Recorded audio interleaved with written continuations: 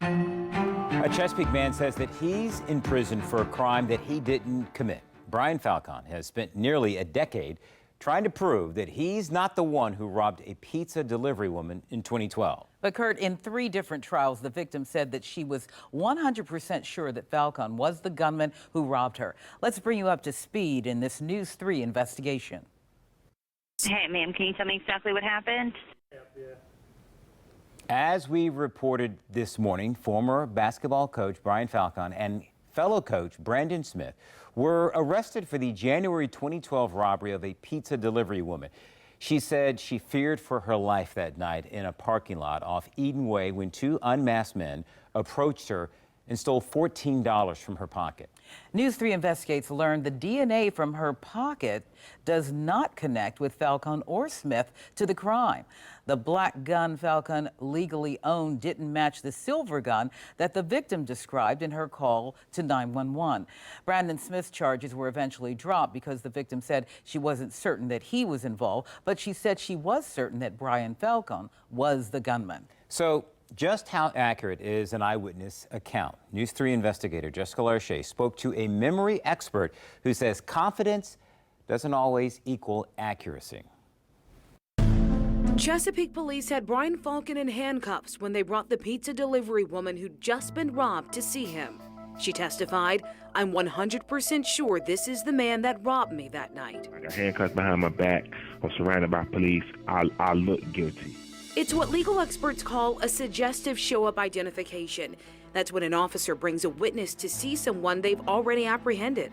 Bringing someone in and they've got, they're in handcuffs and it says, this is the person. So when you're saying, is this the person? It's really easy to say yes. Memory expert Dr. Jeffrey Gibbons says show-up identifications can lead an already traumatized victim to believe they've got the bad guy. When you're putting that person there in front of them and they don't have other options, they're most likely to say, yes, that's the person. He says that can be a factor in this Innocence Project statistic.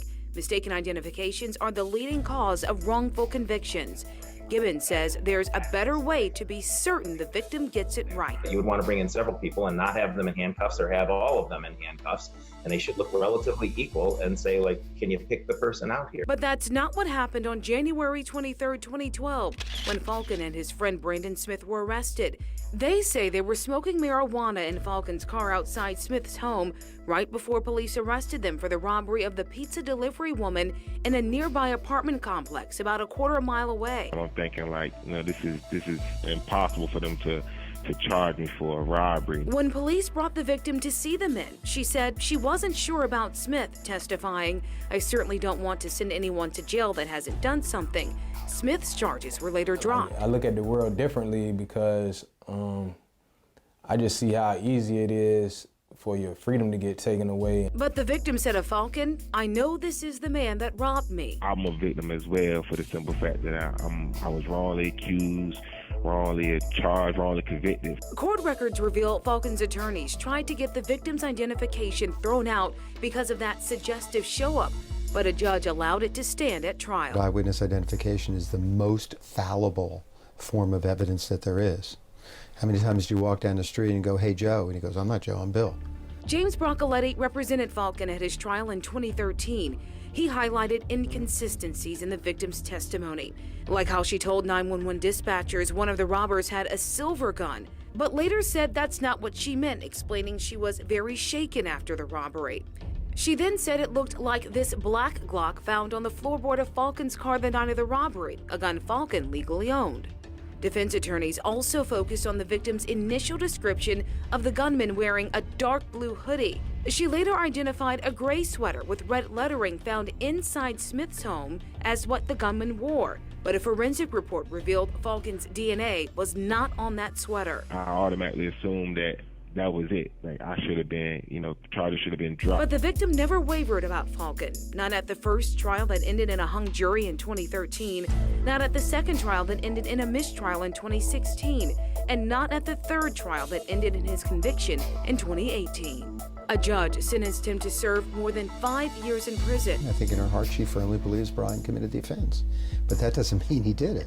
Faulcon says he doesn't hold any grudges toward the victim. He believes if police hadn't done a suggestive show-up, things may have turned out differently. Pray for every night. I'm sorry she had to endure what she endured, but it was not me. Now, we did reach out to the victim in this case, but she declined to speak with us. As for Faulcon, his options are limited. He could petition the United States Supreme Court or an appeal from Governor Northam to grant him a pardon. Our investigation into these records is not over. Next week, we'll reveal what happened to a key piece of evidence in another robbery that may have changed the outcome of this case. Jessica Larché, News 3.